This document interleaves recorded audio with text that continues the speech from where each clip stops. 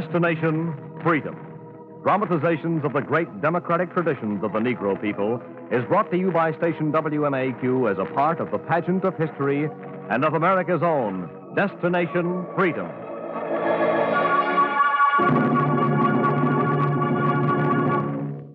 There are few modern dancers who have excited the imagination of the theatrical world as much as Illinois-born Katherine Dunham. One of the great interpreters of Caribbean dances, the noted choreographer and her troupe have become figures of international significance. In a chapter entitled Dance Anthropologist, Destination Freedom presents the Dunham story.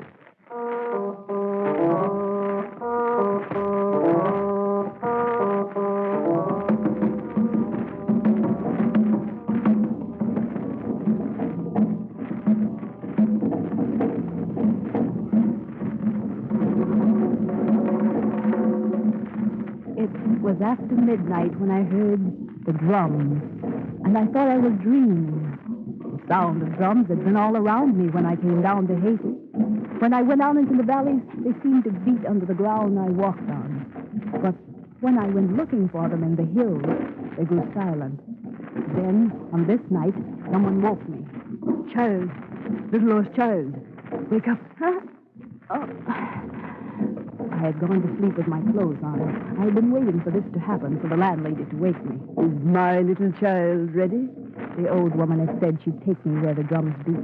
Here, child, drink this and you'll feel the spirit. She handed me a black bottle of white gin. I shook my head. Chicken livers.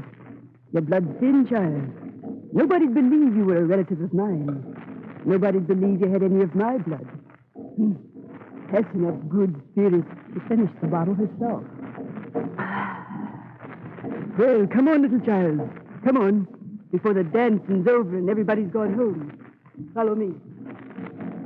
We went out of the house into the underbrush. She went ahead, quietly, barefoot. I followed her down the steep hill, crossed through a grove of trees, and came out into a clearing. The air was flooded with the sound of drums, singers and gourds, and percussion pieces of all kinds. Stand here, child. Stand here. The woman's fingers bit into my arm like steel. Stopped me. Ahead of me were the figures of those who danced and played the drums. Inside a circle of fire, a tall, thin man in a black robe directed drums and dancers as though rehearsing for a great wild symphony. The woman read my mind. The priest. He's telling God that there must be rain this month or the crop will rot. The dancers are carrying the blood of a goat. They're giving the blood to satisfy the sun's thirst.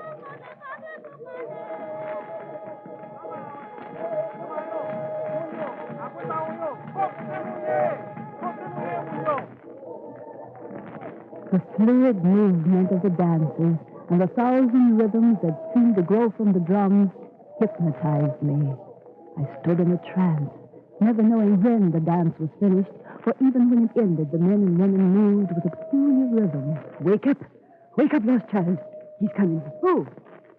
Tell him the truth. Tell him what you told me. All the dancers had stopped and were staring at me. The man they called the priest looked past me, fixed his eyes on the woman. I felt her steel grip loosen me, and she trembled when he spoke. You know the law of Mundung, woman. We do not welcome strangers. You know better. She's not a stranger. She's not one of us. You know better. She says she is. I told you about her. She's the lost child from the cold country. From the cold country? America? Let us step up to the fire. He never looked at me until the fire lit my face. From the cold country. I felt his hands on my face. They were strong, rough as a farmer's. They felt my ears and buried themselves in my wrinkled hair for a long time before he spoke. What do you want? I forgot what I had planned to say, even though I had planned this for a long while after I heard that the Haitian tribal rites were only open to relatives or to lost children, African children lost on the face of the Western continent and who wanted to commune with their ancestors, to come closer to the Great Spirit. Why did you come here? To learn to dance, to take what I learned back and teach others. He looked around at the dancers as though wanting advice. Let her stay. She's a lost child. Let her find herself.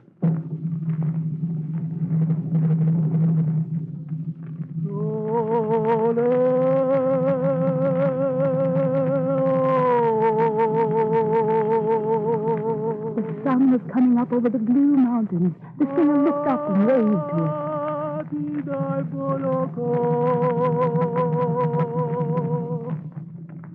As I waited for the priest to send me away, the song made me feel that this was my home, that the dances and drums were like something that I had lost and wanted to find again. What you see here are just poor Haitian people, farmers, workers. They come together and sing to lift the spirit, to sing about the sunshine, about the coming new day, about work, about women. In the evening, we dance together to make our bodies forget the hard work. Is that what you are looking for? Is that what brings you? Tell me. Standing there in the Haitian dawn, I told him where I came from and why, of the different dances I already knew, and of that winter Sunday years ago in an Illinois church when I sat with my family while my father, the minister, made an announcement.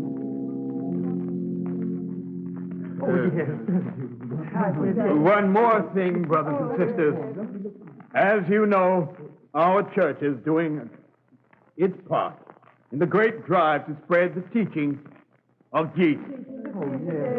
And I am glad to announce that this church has been made responsible for raising money to support 2 full-time missionaries to travel to the West Indies and convert the natives to the Methodist faith. Thank you.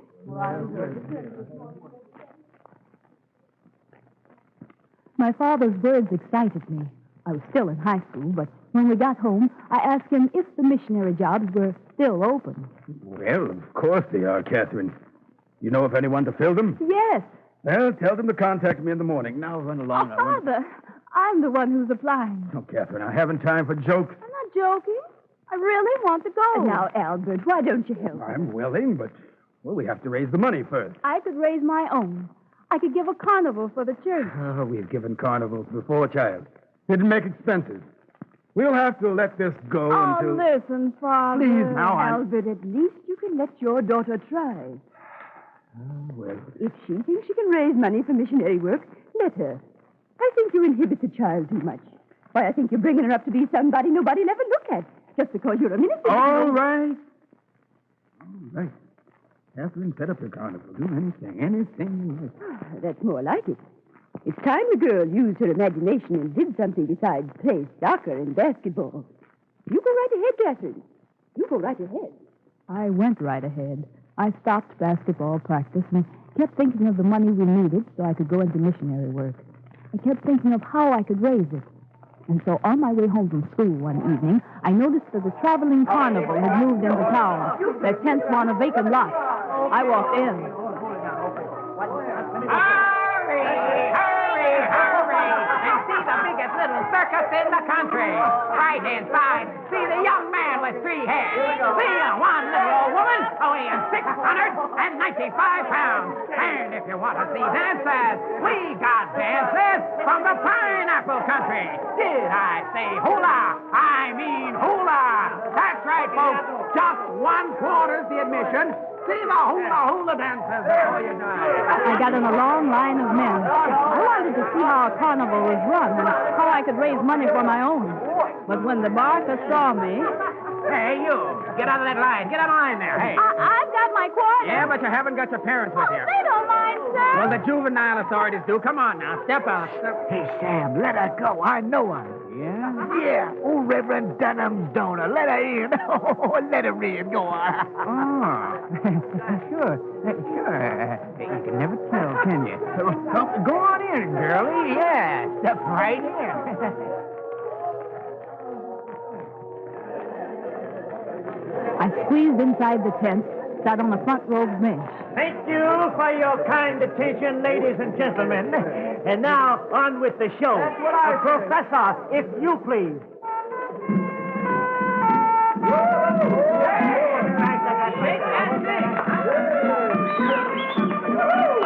When the dancers came out, I heard the eager applause.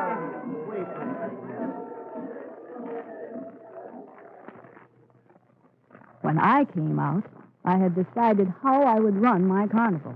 I got the girls in high school together. We sold our carnival to the community.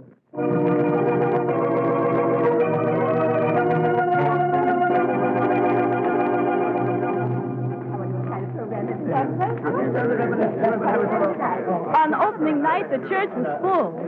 Well, I'll have to give it to you, Catherine. You sure packed them in. You sure know how to pack them in. Didn't I tell you to leave everything to Catherine Albert? Didn't I? You just wait and see. They left it up to me. And when the evening wore on, we counted the gate returns and decided we had to put on our special show. Can I have your attention a minute, folks? Just a minute. Now we come to the star act of the evening, which will cost an extra nickel per person. An extra nickel. Going to the train, here you are, Catherine. Here you are, Catherine. Here you are, Catherine. Thank you. Okay, Catherine. Thank you. That'll be good. Now we'll unveil the dancers of the century, folks. The Sheba sisters and the Dunham dancers from Willoughby High. Professor, if you please.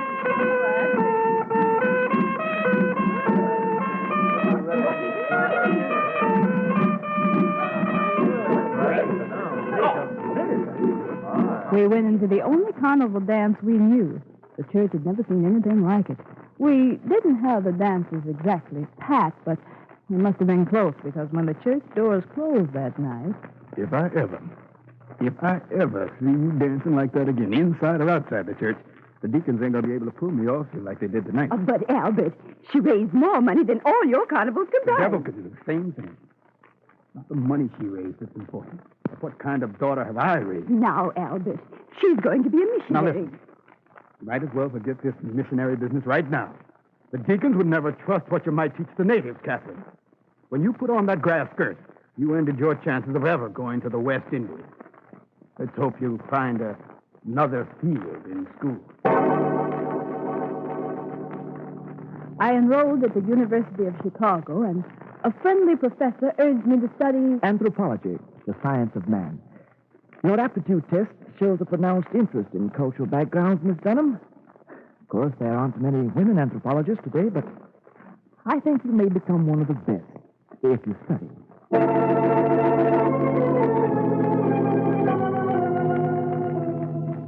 I studied the races of man, their evolution, their languages, and their religions. I became fascinated with the study of primitive peoples, with their struggle for an existence, their culture and their creations. And I looked for a way to come closer to them, to understand them better, to be a part of their culture and to feel. I applied for a dancing course downtown. Well, I don't know much about Negro dances, but if you want to learn ballet and modern dances, you can start now. Sounds fine to me. We'll put on those things over there and we'll limber up. Oh, are you an athlete? I've been a basketball and soccer player. Oh, good. Well, get out of those clothes. What are you waiting for? I went through the exercises, and when classes started, my body seemed as though it already knew the steps. Hey, you look good. You aren't kidding me about not being a professional. No, of course not. Well, let's get to work on some ballet.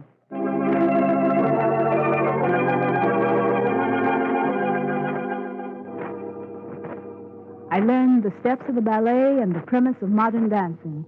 At the university, I studied the cultures of the people who had originated them. And I kept working at dancing until I got a chance to teach it.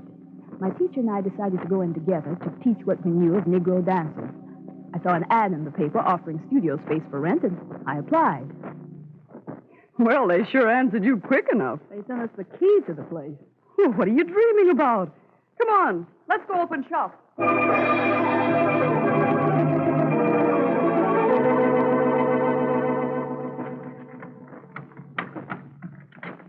Oh, this is the address, but the key doesn't seem to fit. Can't you get it open? No. Are you ladies looking for something? Oh, yes, we rented this place, but we didn't get the right key. They sent us this They key. sent you the right key, madam. You've got the wrong door. You rented the barn in the back. Here's the same address. Try the barn, madam. We tried the barn. The key fit.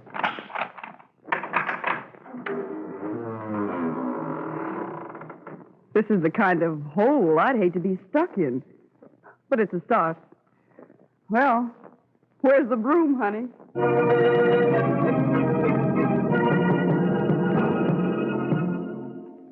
It was a cold barn, full of frozen cobwebs and scattered debris.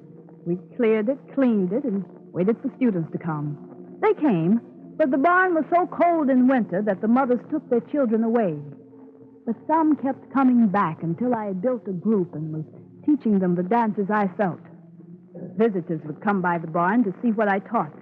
And one stood for a long while and said, I like your ideas about dancing, Miss Dunham. Maybe you can translate some of my anthropology lessons into rhythms. But why don't you go where you can study dances from the very roots? Where's that? The West Indies, Jamaica, Haiti, Cuba, Martinique. How would I ever get there? The Rosenwald Committee is considering applicants for fellowships in anthropology. I recommend you and the committee call you in. Of course, you do the rest.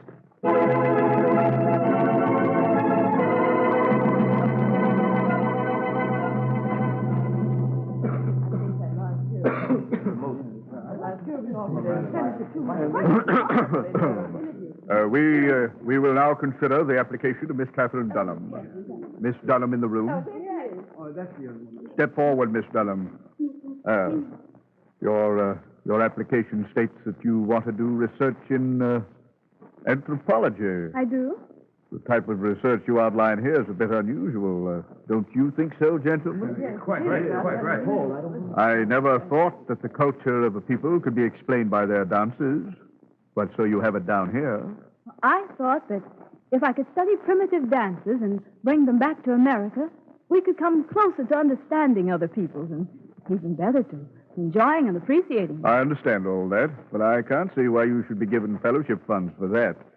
You've been learning dancing quite well in Chicago, I understand. Yes, I have. Oh, can't you learn quite a few things right here? Yes, I can learn some things here. Things like...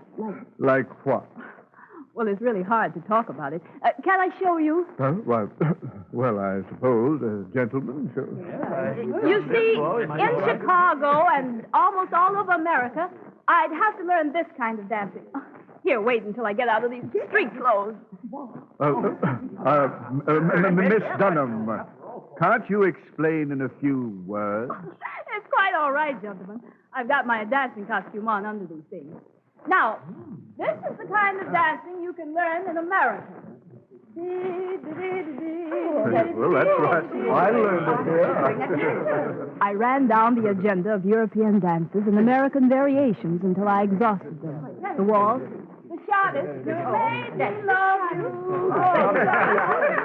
Big apple, that's a new one. And the polka. The two-step. Oh, I used to do the two-step. The shot-step.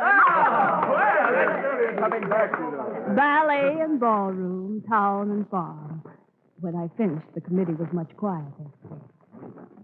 Now, these are the dances I'd like to know more about. Will you hand me those maracas, please, sir? Certainly. Like this.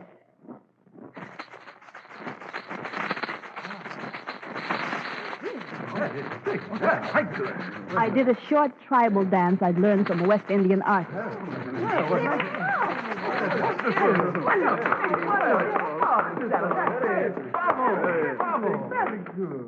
I told the committee I wanted to go where these dances started and discover what they meant and what influence they had on the people. When I finished, I hardly dared glance at the committee. Is that all, Miss Dunham? Well, I could do some more dances, but I think you can judge from what you've seen and from what I've said whether the project is worthwhile. We've already decided that. The fellowship's granted. Thanks. Now, if you don't mind, the committee would like to further review the situation. How do those other dances go?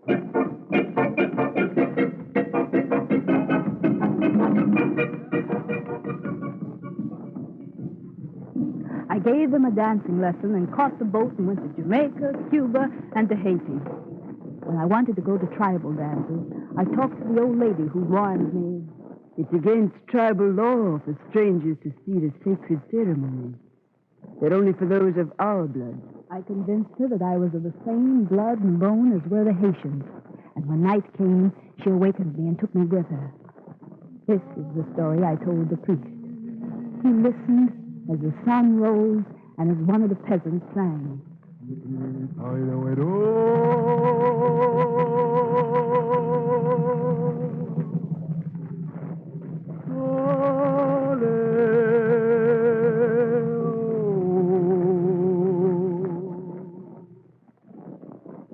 Then he took me by the hand and led me down into a lonesome valley where it passed a funeral procession, gay with singers and dancers.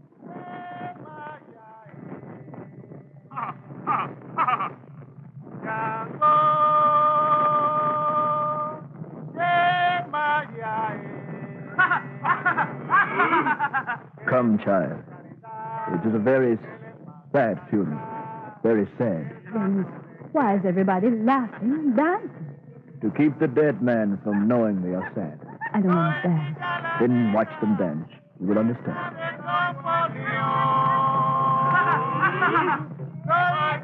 This tribe believes that if they act sad and unhappy, the dead person might come back to comfort them.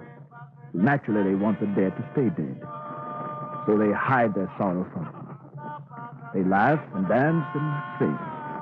Sit, child. Sit with them. Watch and learn.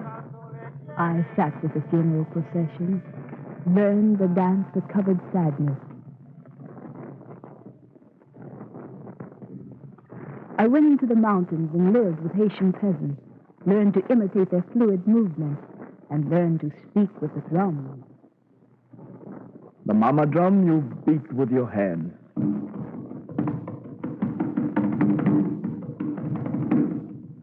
The bongos you tune by taking a match and torch and holding it close to the hide. That tightens it.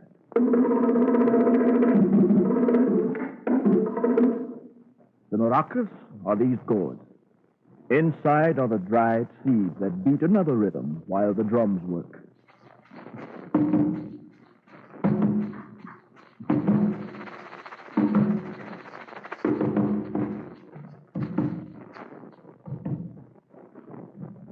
I lived in the Caribbean until I was full of the songs and rhythms of its people. I came home, wrote my thesis, and the committee was pleased. Well, Miss Dunham, you've turned out to be a first-rate anthropologist. Your thesis is going to be published by McGilton's. And we have a surprise for you. Yes? The university is offering you a professorship in the anthropology department.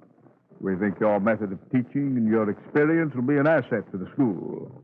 Now, you can start in the fall if you... Can I have time to think it over?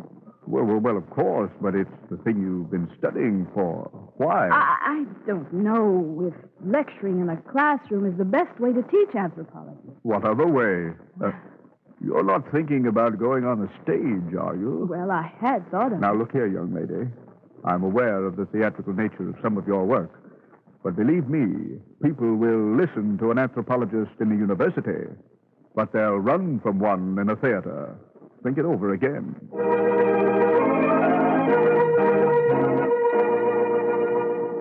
I thought it over again, and I gathered a troupe of dancers together and taught them the Negro dances and songs I'd learned in the Caribbean. We practiced and developed our own ways of interpreting the dances. We danced in Chicago and throughout the Midwest. The papers are saying you're the hottest thing to hit Chicago since Miss O'Leary's cow kicked the lantern. Keep it up, Katie. Keep it up. We kept it up until we came into New York. I knew if New York could be made to understand the Negro idioms, the world could feel it. And we sent to Haiti for my old teacher. The priest came. You want me to teach you dances the drums? Just as you've taught me. Can you do it? I think so.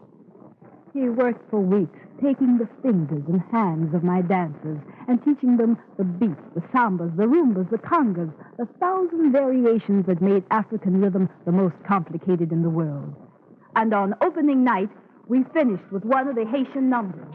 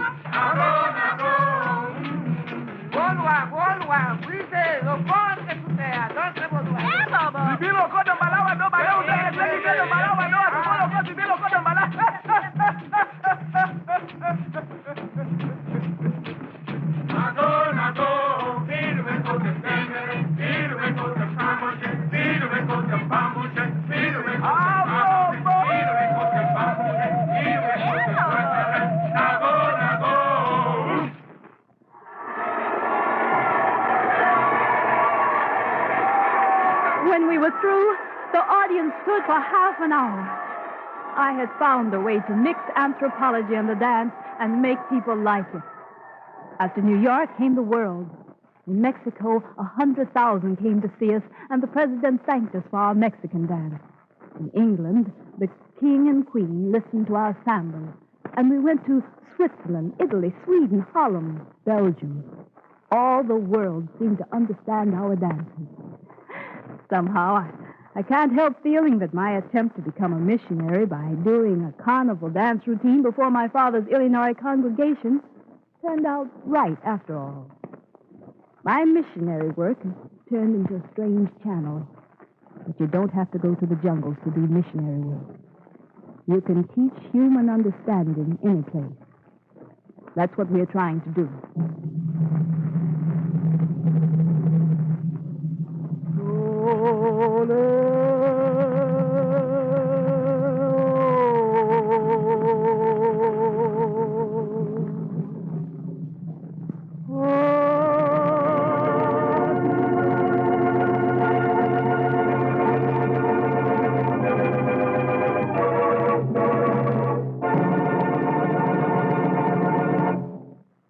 You have just heard Destination Freedom's dramatization of the story of Katherine Dunham. Destination Freedom is written by Richard Durham and directed by Larry Auerbach.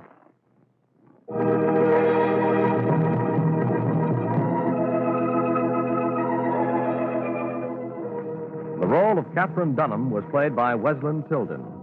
Others in the cast were Oscar Brown Jr., Janice Kingslow, Fred Pinkard, and Jonathan Hole. The special music was composed by Emil Soderstrom and played by Elwin Owen and Jose Bethencourt. Our technician was Gary DeVlieg. Sound effects by Cliff Mueller. And now this is Charles Mountain inviting you to join us again next week when Destination Freedom will present the story of Judge Jane M. Bolden, Justice of the Domestic Relations Court, City of New York.